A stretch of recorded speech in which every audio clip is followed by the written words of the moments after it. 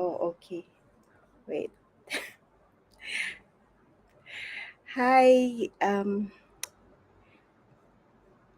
think.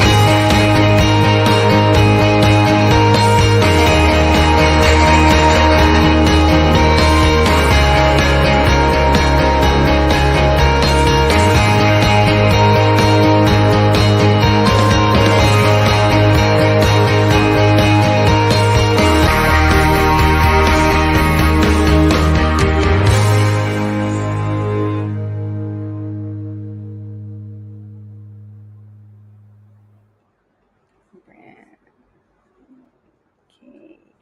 Good morning. Good morning, everyone. And for those who are watching us on a different time zone, good afternoon, good evening, wherever you are. My name is Marilyn. I'm the founder and CEO of Customized Training Solutions Private Limited, or CTS. And we are passionate about helping leaders and organization across industries who are continuous learners and action takers to transform and thrive in all aspects by co-creating and customizing programs with our world-class resources. We have served over 3,000 leaders from over 30 countries in different industries, including Petronas, Sony Mobile, PruLife UK, Ayala Group, Tencent, Chevron, Jollibee Foods Corporation, and Shell, to name a few. And the reason why we are organizing several interventions, including this interview, is that we would like to help leaders who would like to stay relevant and adapt to the next normal, those who find it stressful to lead and ensure performance of a remote or hybrid team, and those who are afraid that they can keep their team or their business. So, to be able to stay relevant and continue to lead effectively in any situation, do join us in these interventions. And today, it's my pleasure to introduce to you Team. Finally, this is happening. We're supposed to have this conversation last June too. And just an introduction, from the start of his career, Tim was the forefront of digital transformation. Today, he has over 1 decade of experience as a change management practitioner.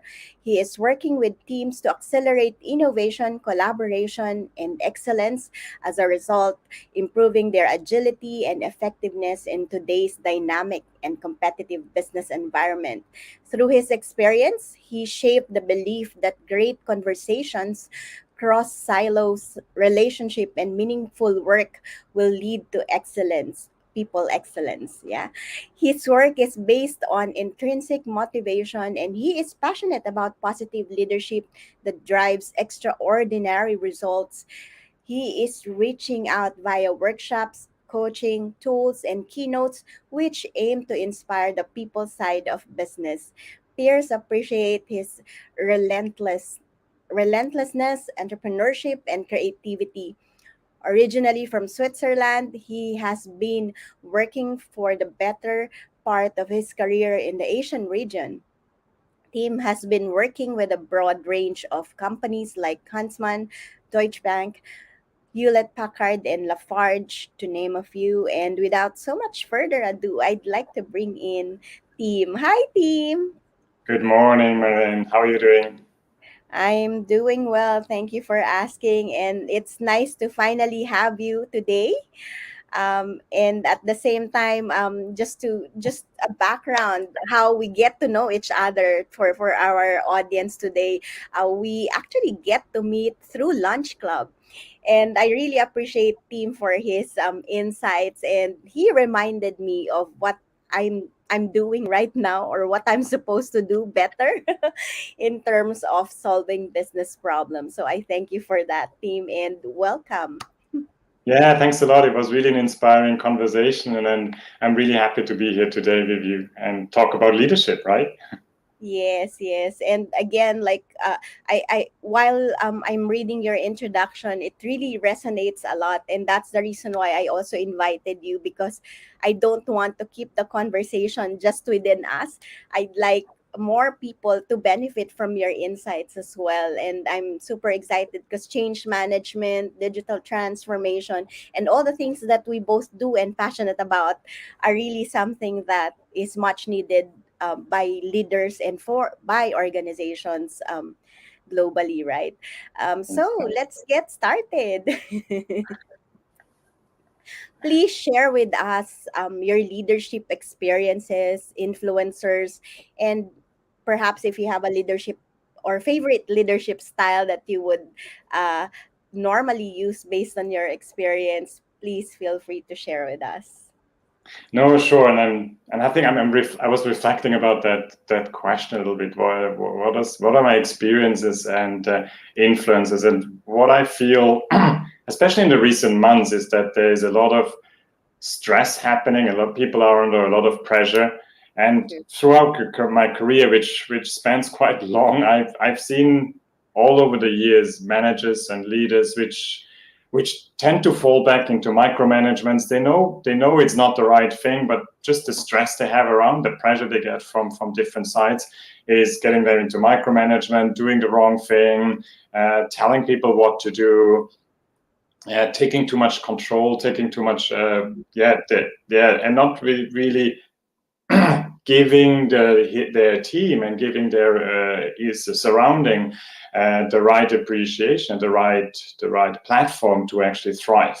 And there's actually two inspiration. One is a former colleague when I was working for an industrial company, for a construction material company. We were in the headquarters. He was the head of manufacturing services, so really one of the top shots. And through a joint project, we get to know each other very well. And one afternoon, I was just doing my work along, and then at 3 p.m. he was just walking along my office and say, "I'm leaving." Say, "It's 3 o'clock. You're leaving already. What's happening?" I said, "Look, I delegated the stuff to my subordinates. They have everything under control. There is no fire to extinguish. I'm leaving. It's fine, right? There's nothing else to do for me right now." And that for me was quite an inspiration to really see, yeah, if as a manager, if you do the right setup, you actually can can step back and a little bit and enjoy this. And in this context, another the second influencer which I like to mention here, which in a way, he wrote the book which I would write. So now I don't have a book to write anymore. So it's a little bit. So I would not know what kind of book I would write, and that's David Marquette's book, "Turn the Ship Around."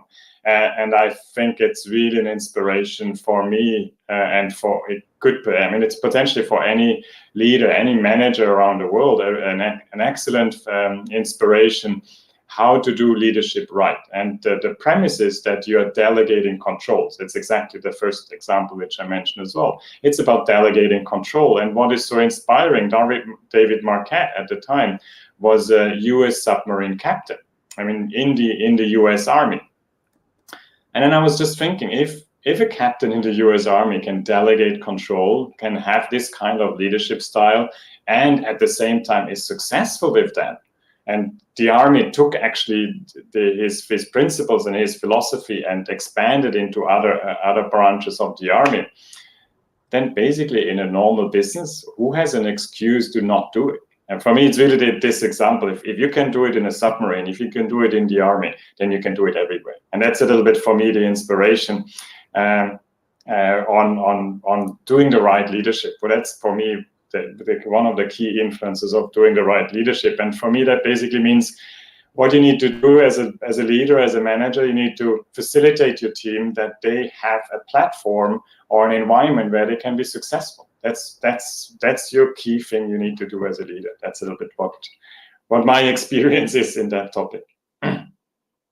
Wow, thank you for sharing that with us. And what caught my attention is, again, you've mentioned about being able to stop micromanaging, instead delegating it to the team that you have. After all, you've actually hired a team to be able to work together and leverage on their strengths, right?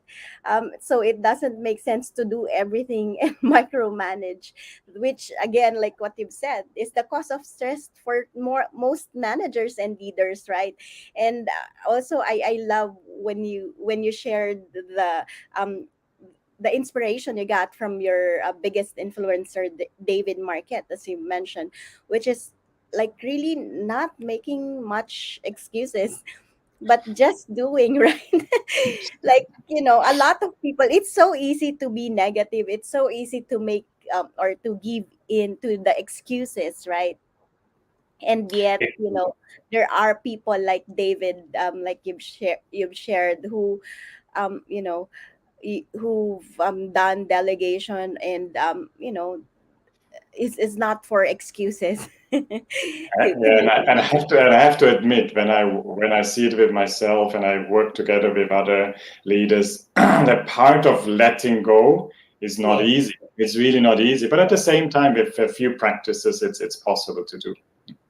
Yes, yes. That's very true for me as well. Especially with similar personality that I have, like very perfectionist and very focused with what I do, right? Sometimes it's so difficult for us to let go and trust people that they can do the way we can do things, right? So, but again, like, you can only grow and you can only have success when you are able to, like, trust and work together with other people. And having said that, your influencers sharing, like, your past experiences as well in the in your career, what would you say leadership is for you? Again, I would formulate it very simply. And yes, and there's a few things which I often recommend, which are very easy said, not easy done. I admit that from the start. So that's not easily done. But very simply spoken, there's two things which you need to focus on as a leader.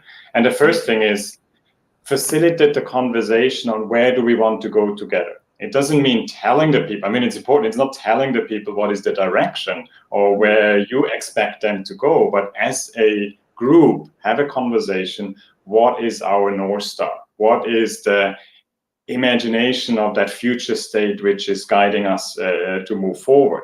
And that's a solid conversation, and I would say it takes 40% of a leader's time, because it's a conversation, it's a dialogue, where the people in the front have inputs as well. They are very deep in the market and they see what's happening. That's why they must have an impact on, or must have an influence on the overall company's direction. So that's one part. Facilitate the conversation. In which direction do we want to go? And the second part is letting go. The second part is simply letting go. But here is important. It's a proactive letting go. It's not, yeah, I don't care anymore, do whatever you want. That's not this. Like, letting go in a proactive way, in making sure that you remove the barriers, making sure that that people have the right environment, making sure, for example, that people feel comfortable to do mistakes. I mean, that I like to call it trial and learning instead of trial and error, but that there is an environment for trial and learning. These are the elements of that proactive letting go, to create this environment, and that's really the hard work. And the hard work might be simply stopping yourself and telling people what to do.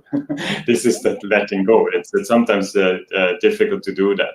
And we at Hive 17, we have that leadership quality wheel where we have 4 pillars, and we put a little bit more content and structure to it. So for that direction, we say, on the one hand, yes, the direction comes from our customer. We need to understand how we can create value for our customers. At the same time, all of your competitors will come ideally to the same result, but you want to have a differentiator when you are going to the market, and that's your company. That's the values you have, and that's that light build, or that purpose you want to define with your team, and putting that together with the customer value. And these two things together give you direction. But it's important to distinguish. There is something where we want to go to, and there is input from the customer where how we can create value for them. So this is that 40% of direction. And then that 60% of letting go, there we have 2 elements, and one is experimentation. We know where we want to go. Now we need to take step for step for step to get there. And that needs to happen with experimentation. A little bit of a scientific way of experimentation is always beneficial, but especially also creating an environment where people feel comfortable to act. Let's try it out. Let's give it a try. We don't know what happens. It's something we don't know. We want to learn. Let's do it. So that's important. That's one of the pillars we have is experimentation. The second one is relationship. It's the foundation. Without good relationship, without good collaboration between the people, nothing will happen. That's a little bit what my feeling is. Yes, I mean, and it happens sometimes in cross-silo communication that these people only talk when there is a problem. And for sure, then you're not happy to talk to the person. But imagine you have a good relationship, you talk about the good stuff most of the time, and then sometimes there's something which didn't go as expected. Okay, let's fix it, right? Let's move on, let's fix it. And that's that element of relationship. So that these are the four elements in our leadership quality wheel, which we help then people to practice that giving direction and letting go. Mhm. Wow, thank you for sharing that with us. And I remember that conversation we had, and I was also sharing the four pillars of leadership in our leadership and organizational development package. And you said like it's exactly that. It's just termed differently, but it's exactly the same four pillars that you have written in Hive 17, and it's like, oh, okay, amazing. So again, like Great confirmation, right? It's a great confirmation that we have yeah, that what we did is actually resonates with others. exactly. And again, like we've been in the industry, or we've been doing what we are doing, both from our previous experience in the corporate world and now doing more of consulting. And we've seen this, and we have to like just at least structure it, or like simplify it for them, right? On, oh, these are just the four things that you have to focus on. And it's a lot to do, again, like what you said, starting with the purpose, your why. And of course, your why has to be like focused on your customers, because at the end of the day, you're here to serve your customers, right? And I really love the word experimentation because some people or some organizations are kind of afraid of trying out things, or again experimenting on things because of the risk that it involves. But at the same time, without um trying out things or experimenting on a lot of things, right, how would you know? Right, the best the best for not only your organization but for your customers as well. In fact, I have done a lot of these experimentations in the last 2.5 years during the pandemic, which really, like, I would say, the silver lining of all this pause button that we have experienced in the past. And that gave me an opportunity to really even strengthen and integrate like this concept, these pillars, to how can it be put into actions. And again, it's really also like being as creative as possible to maintain that relationship that you've mentioned, not only with your team but also with your customers, because it's all about building community and building trust through relationships, right? Yeah, and I think that's important. That putting into action is a very important element, and that's as a Okay. change management practitioner, I always say take small steps and try to make these small steps into a routine or a habit. And that's the best Yeah. way how you change how to change yourself and how to change the team around you, and then change the way you interact with customers. Let them also have a new habit how they interact with you, and share their desires, what their pain points, so that we can help them. And I think that's where that's that part of experimentation. Exactly. And again, like what we both agree as well, that, it's easier said than done, but it's possible, right? Like, with the hope that it's possible. Then we hold on to that and Exactly. work on that, right? So in my introduction earlier as well, I made mention about the next normal, or some people call it new normal. And recently I had like one leader who said like, I don't even believe that there's anything as such. So okay, so but I'm just wondering, I mean, we've been like talking about this just now, based on the experimentation and that I have done during COVID-19. But for you, how would you define and describe next normal? Yeah, when I saw the next normal, do you mean the next normal of leadership, which started maybe 6, 7 years ago? Or do you mean the post-pandemic new normal? But yeah, I, mean, I guess you refer to the post-pandemic. And there's a little bit of, to be honest, there's a little bit of frustration going around in me when I observe what's happening right now. And not only in Singapore. I mean, I can see most of what's happening in Singapore, but I see it all in the region. I see it also in Europe when I talk to the people there. So what happened during the lockdowns is that actually within weeks, within less than 2 months, people got used to working from home. No problem I mean, I don't say no problem at all, but it was actually sort of possible. And after a few months, a year went in, a little bit longer than a year. Wow, it works to work from home. It's not necessarily always ideal, and sometimes we miss interaction, we miss meeting the people. I guess that's for sure. But we learned that it's possible to give away control. Coming back to that original topic, that we actually we are better off when we start to find a way that we can trust each other, right? I mean, we're talking about trust there as well, and everybody can work from home. And it's actually interesting because before the pandemic, if somebody in Singapore said, yeah, I'm working from home, everybody, yeah, you're working from home. It was like nobody was working from home, and even though people said they would be working from home. And actually there was a big shift in Singapore that it's possible to work from home. and and I see also then some companies now, when it's possible, and 100%, but it's possible to go 100% back to the office in Singapore. So I see, but still I see companies saying, no, I mean, let's see how we can set it up in a different way. At the same time, the vast majority of companies is telling people, no, you have to come back to the office. Oh yeah, maybe on Friday you can work from home.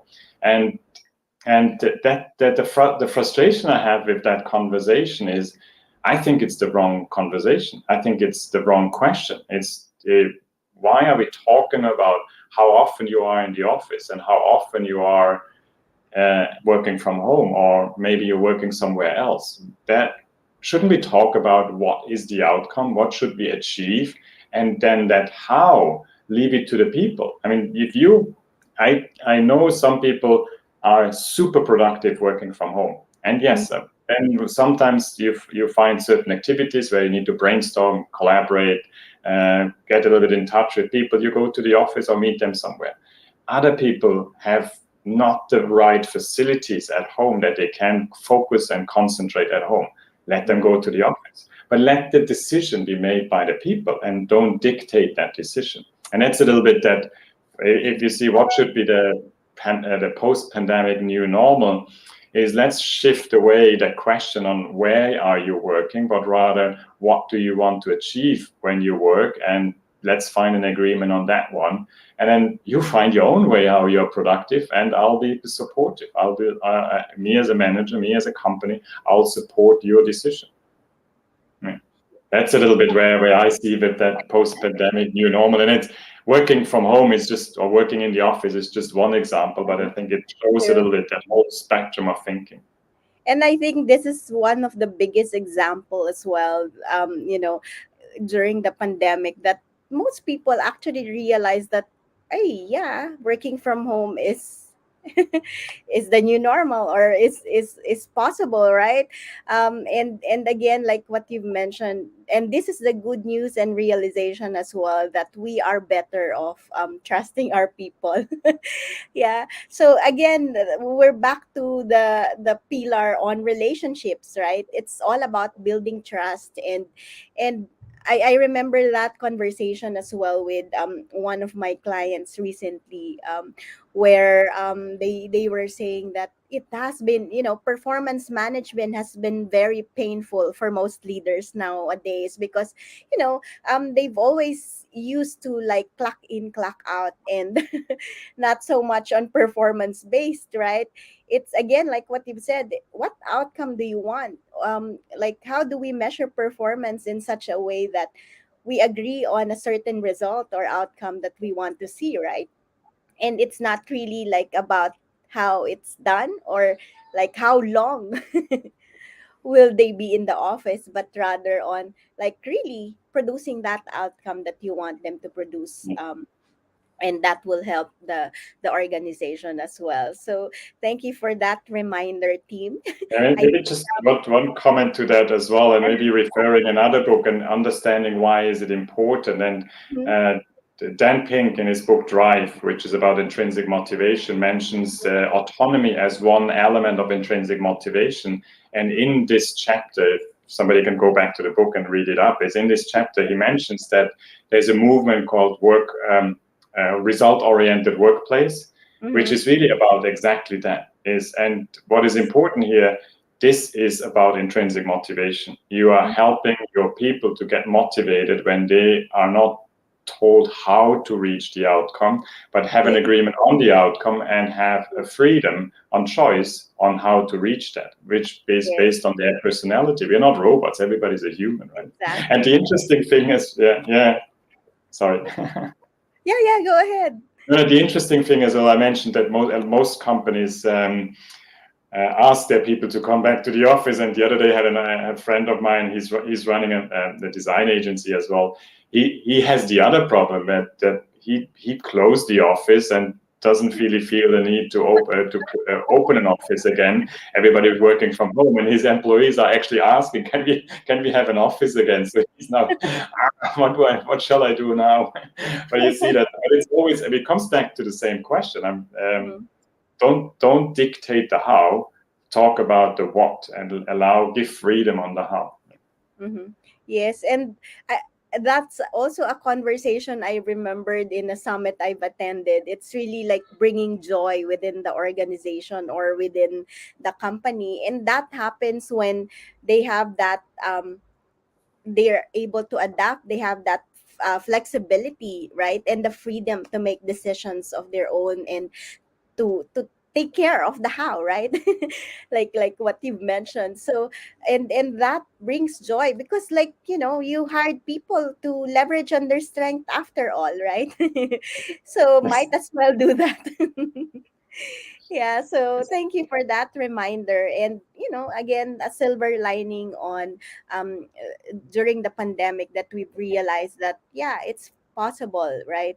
Not only working from home, but also being able to trust people that you don't see on a daily basis, and giving them the freedom of decisions, right? Which, yeah, most of the time you will hire adults in your organization, right? So they should be able to make decisions. You're Give it to supposed to them. hire adults. Yeah. Exactly. So yeah, great, great. So it's a great reminder for everyone, yeah, listening here. And so that moves me to the next phase of my question, which has a lot to do, I would say, the meaty or juicy part of the conversation. But we've been already enjoying the first three questions, and learning a lot of insights from you. So from your experience, whether it's the pre-pandemic, post-pandemic, what would you say would be the, like, top problems of most corporate leaders, that most leaders would face in the corporate world, I guess? Yeah, you asked me here the top three problems. Yeah. There's one problem which is so apparent, and it was actually difficult for me to think about other two. The Okay. top problem, which when I go around to medium-sized enterprises, big corporates, everywhere, finding talent. Mm-hmm. It's apparently so different to find the right talent, and it's everybody complains about it, and that's happening right now in Singapore, but also in other areas, where it's really difficult to find the right talents. And sometimes I'm thinking, are you looking for the wrong talents, or what? There is for sure also some other elements which are leading into that. The lack of the right talent. There's a different elements to that, but I mean, and then sometimes I don't know how to solve that. It's from my perspective as a leadership coach, as a leadership a person developing leaders for the future. It's really difficult to tackle that problem, and for sure one of the thing is. yeah, you should also look at what you have and trying to develop these talents, and maybe take the approach of talent a little bit broader, and maybe also looking at, instead of finding that golden egg as a talent, can this be achieved in a different way? Can this be achieved as a team perspective, and not looking at one person who can has three expertises, which is just simply not available on the market. I mean, I come across these cases as well. I mean, you've tried to find this person which is perfect for you, but maybe you take it a little bit broader and you establish an environment where 3-4 people can collaborate together and Mhm. achieve the same, or achieve a lot more than that one single person could do. And I think that's also a little bit one thing which comes to there. I mean, that's really the top concern which I recently hear from leaders across the board, and I think that that's really number one. And then Right. when you look a little bit lower, but that's really with a long gap. There's also what I hear often, that people talk about, yeah, people are not proactive, they are inert, they don't come up with their opinion. So that's something which is coming more often, and there I think it's then all we talked about a lot of things around that already, but I think that creating a right environment where people can experiment and build these relationships, I think these elements are fitting into that. And there's also I also see that when I talk about what is the right leadership, to be honest, I never heard a person disagreeing with me vehemently and say, yeah, I know that, but how do I put it into action? And that's a little bit the next element I would see. Mhm. People, the leaders struggle they know what is the right leadership. They struggle to put that into action. And I think that's where people like us can help leaders to take the first steps and experiment and try things out, and understanding the big picture, and moving forward with creating new habits. Mhm. Wow, thank you for summarizing that for us. Again, not finding the right talent. And my view here is that, I've seen some job postings, and there's so many requirements that they ask for for people to be able to apply, and yet they get like they find it like, oh, there's so many application, and yet none of them really fit. And there's thing what that you call training and development, right?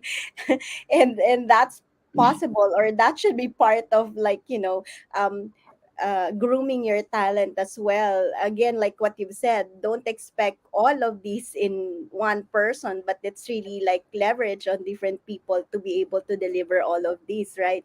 And I think that's the reason why they think they cannot find the right talents. But again, like, probably it's, you have to consider the way you are recruiting people, and the way you are, like, looking at what do we need to see in the people, to make them the right talent for us, right? Yeah, And yeah. Yeah. In this context, with short bracket, I actually started to suggest companies or leaders to create job description for teams and not for individuals. And that actually shifts the perspective in many aspects as well. It actually furthers, it supports collaboration within the team as well, but it also gives a little bit of different perspective. Who are the talents we can add to our team? Instead of saying, I need this individual, or I need that team to perform, and the team is always better than the sum of the individuals. So that's a little bit one of the focus we Mhm. need to have as well in this context. Exactly. And when you said about the lack of proactiveness, and again, it's all about the psychological safety, right?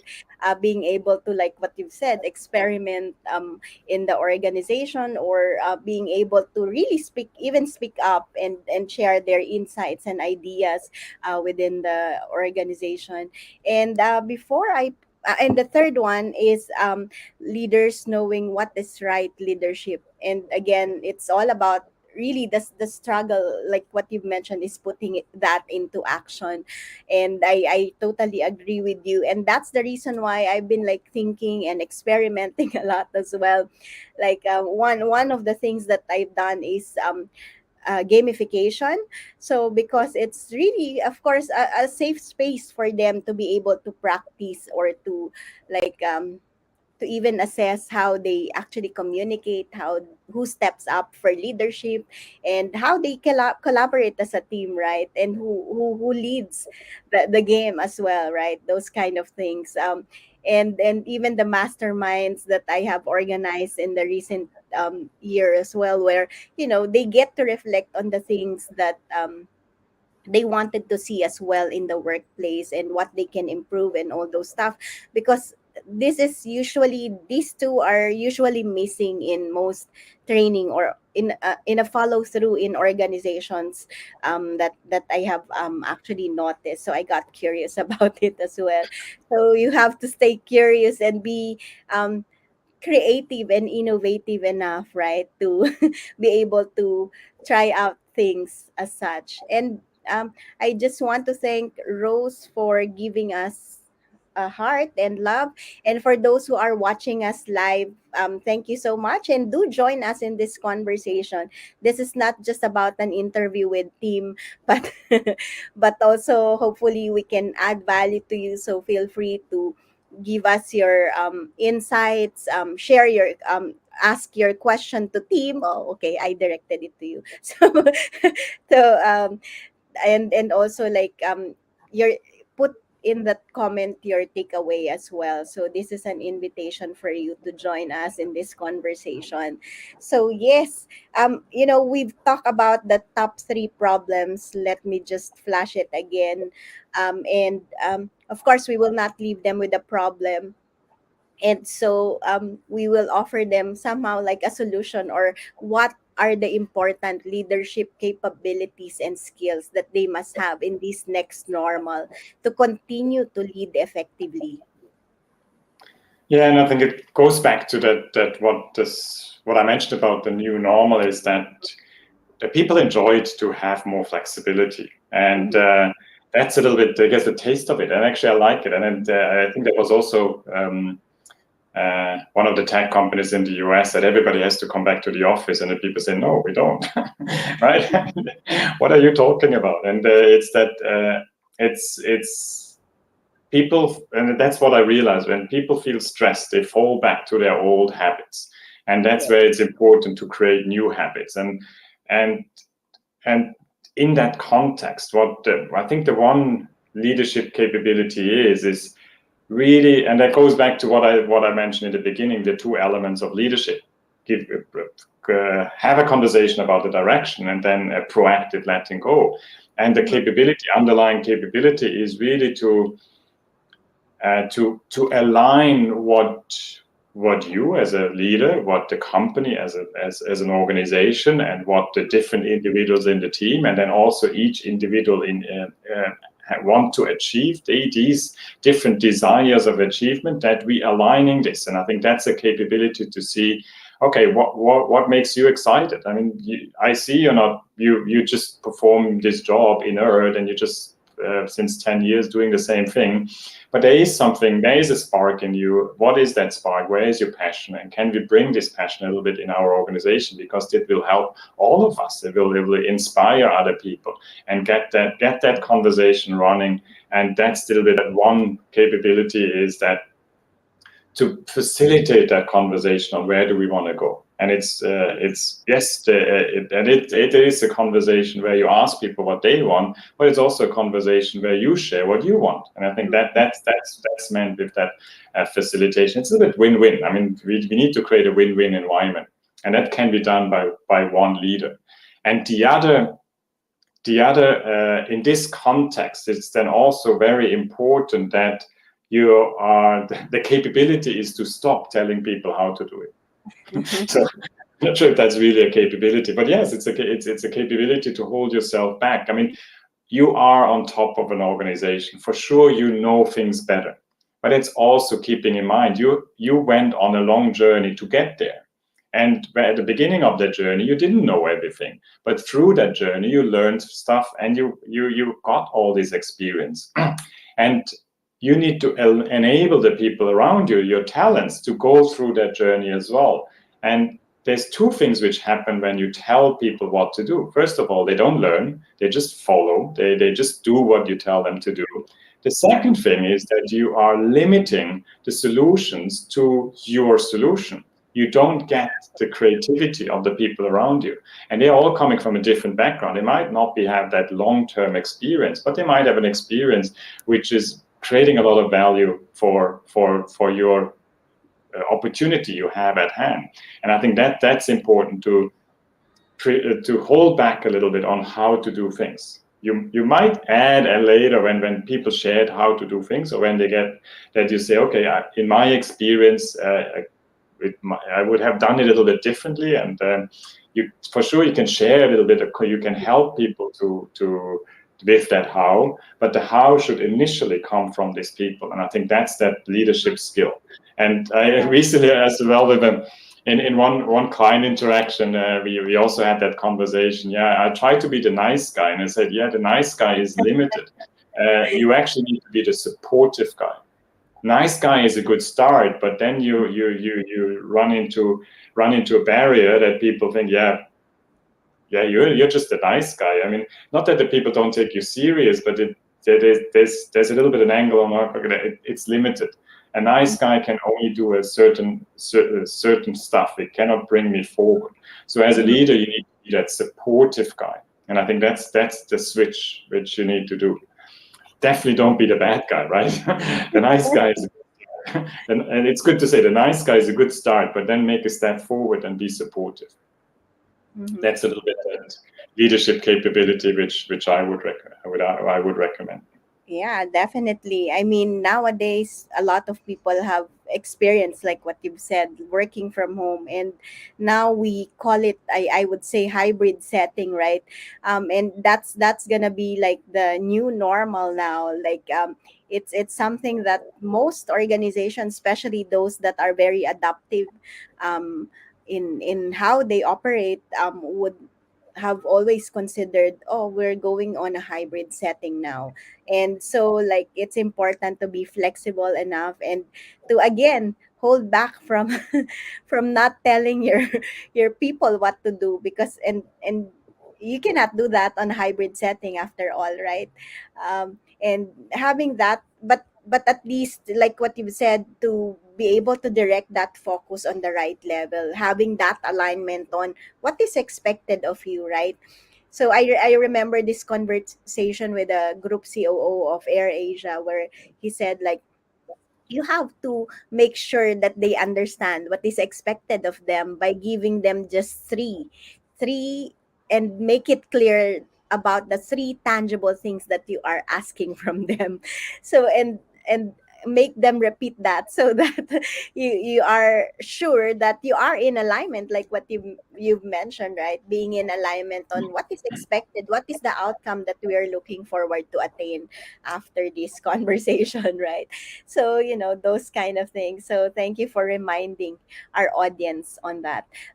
And my next question, it's kind of big, but probably some of these topics we've been actually like discussed in the earlier questions. So I'm just curious to know what do you believe will be the role of learning, leadership, and transformation in thriving in the next normal.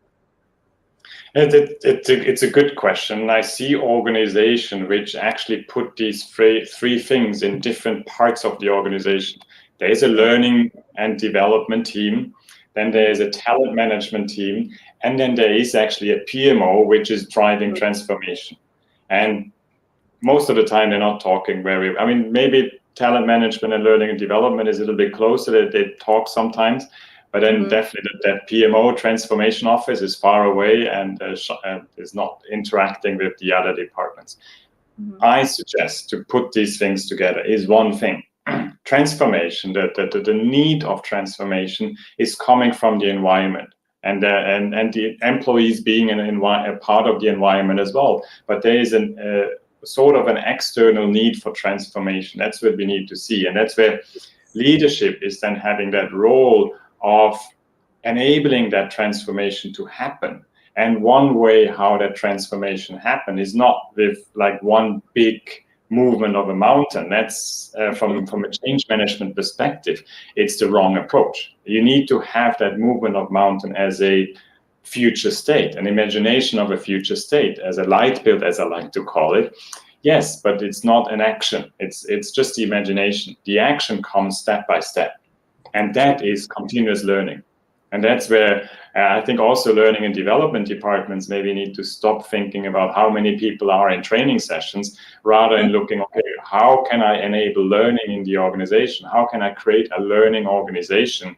And that the key role in creating a learning organization are the leaders. And I think that's where that we need to look at these three elements as a puzzle, which is creating one picture. And I think that's really important. I mean, it's a big question. Yes, it's a little bit a high level answer as well. And what does it mean in practice is what we discussed above, right? I mean, creating an Exactly. environment, having a conversation. How does the future look like? And maybe adding to that as well, what you mentioned with the group CEO of AirAsia. Make it tangible. That's very important, and facilitate that translation from maybe a department objective to a team objective to an individual objective, that it's tangible on all the different levels. And yes, 3 to 5, not more than that. I've seen objective, but we have 25 objectives. No, you don't. I mean, you don't move if you have 25 objectives. You start to move if you have 3, and then focus on one. This is how you move forward. Yes. And Yeah. going back to what you've shared of really like, okay, our goal is that mountain, but we're going step by step towards it. It's really about chunking. And again, like what we've also shared about the tangible things that, we have to limit it to 3 to 5, because when it's easier for us to like understand it, to conceive it, then it's easier for us to take action, because if there's too many, some people are like so afraid to do anything. So that really like, okay, that makes them in a state of stuckness. I don't know if there's anything as such though. So Well, yeah, we again, procrastinate. I like that word procrastination, right? yeah, yeah, It's a little bit a mouthful, but yes, that's where people procrastinate. exactly, they get stuck because they don't know where to start, and like it's so huge that they don't know like how to get there, right? So and again, what I hear from your earlier answer is it's really all about empowering your team on being able to make decisions, to like give in to their ideas as well, or share their ideas. And again, it takes again a learning environment, or a continuous learning environment, to be able to do that, to be able to have that transformation. And the leadership has to facilitate it, right?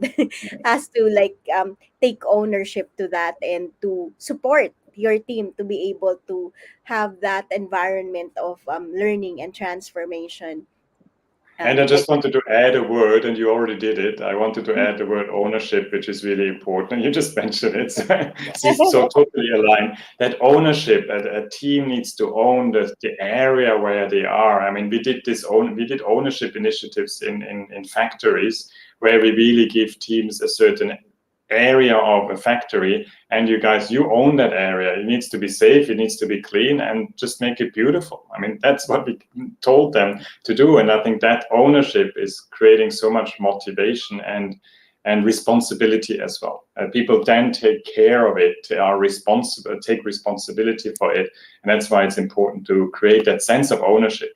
Mhm. Yeah. Yes, yes, and it's like everyone has to take that ownership of learning, always learning, right? And also I just got reminded when while you were actually explaining your answer on this very big question, is that you've mentioned about L&D, and again, it's really about like having the right reasons for the learning and development, right? Again, part of consulting or like solving problems is also like involving them in learning and development, right? It's really like being clear on what do they really want to achieve, why are we doing this training program anyway, right? What problem are we solving around this, right? Instead of just ticking the boxes, the like or like fulfilling a wish list that I always hear a lot as well from some of my amazing L&D contacts. So it's really like knowing and understanding what is it for, right? What's your objective, what are the challenges that you're addressing in this training and development as well. And again, like speaking of ownership, it's not just L&D's responsibility. It's not just the department head or the leader C levels responsibility. It's everyone's responsibility, right? Because at the end of the day, it's really about not only solving the problems but also getting into your goal. Exactly. Yeah.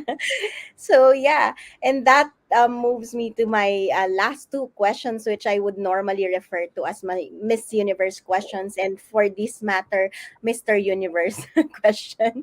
So, if you have a magic wand and can use it, what will you do with it? The magic wand is a very good question, and there's for me straight away one simple answer: give people time to self-reflect. Wow.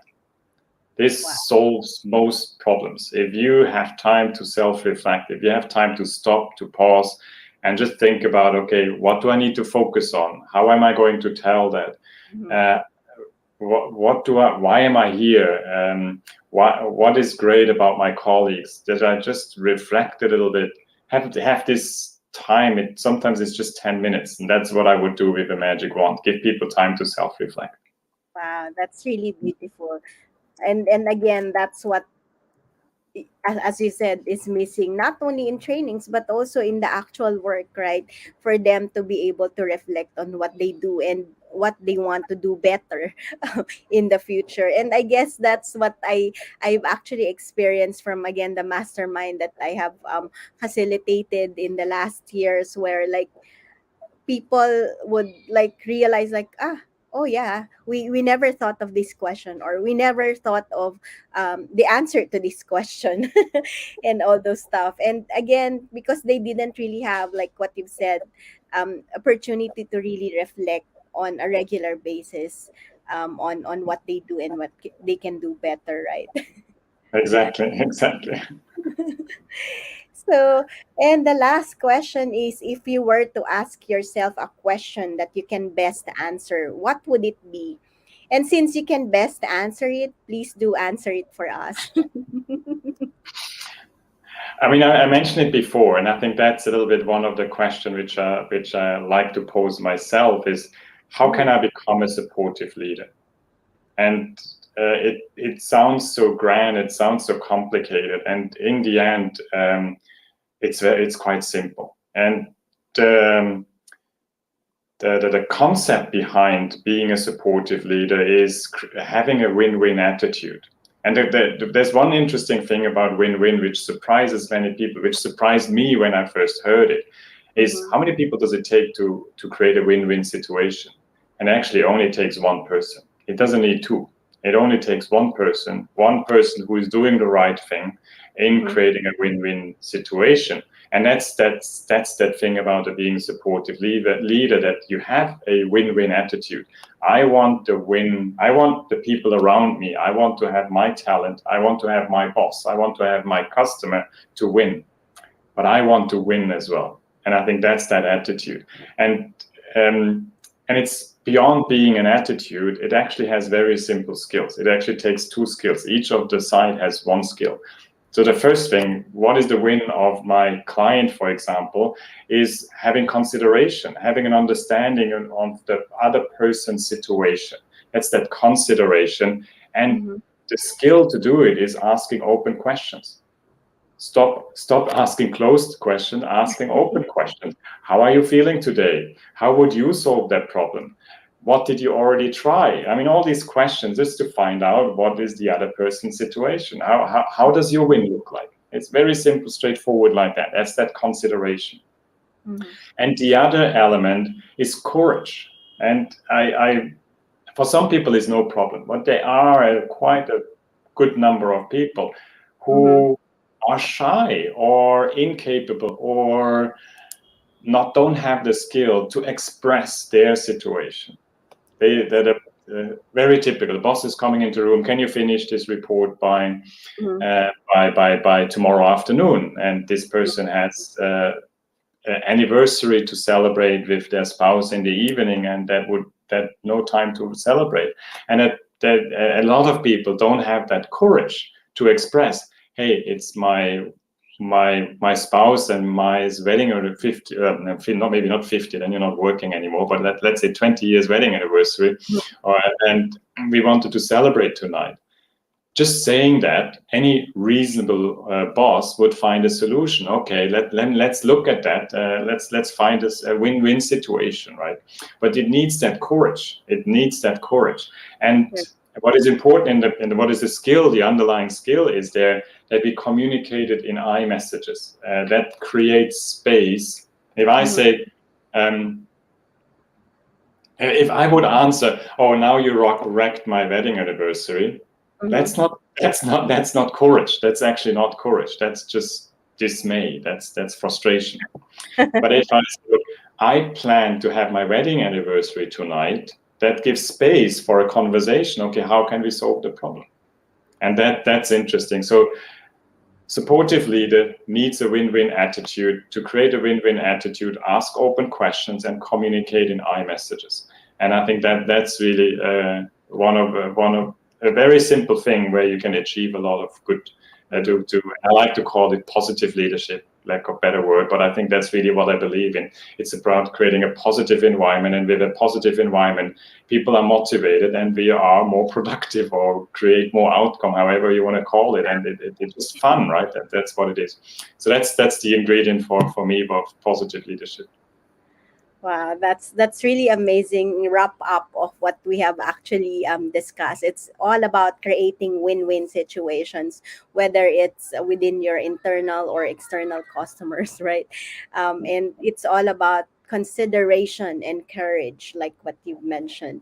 And I'm really glad that we have the same mindset as well, and that's really um, the reason why I'm so excited to have this conversation live for more people to benefit from your insights and to like really share the message that we are in alignment with, I would say. So thank you so much. So before we end this interview, is there anything or like a parting message or like a message that you'd like to share to our audience? Anything more that you'd like to share? No, I think that win-win attitude is a great start for many good we can do. I think that's really isn't give it a try. I mean, we need to practice in order to become a master, and Mhm. give it a try. You take your first step and try to do the right thing. And I think that's where we can all start. Yes, thank you. Thank you so much, team, for your time.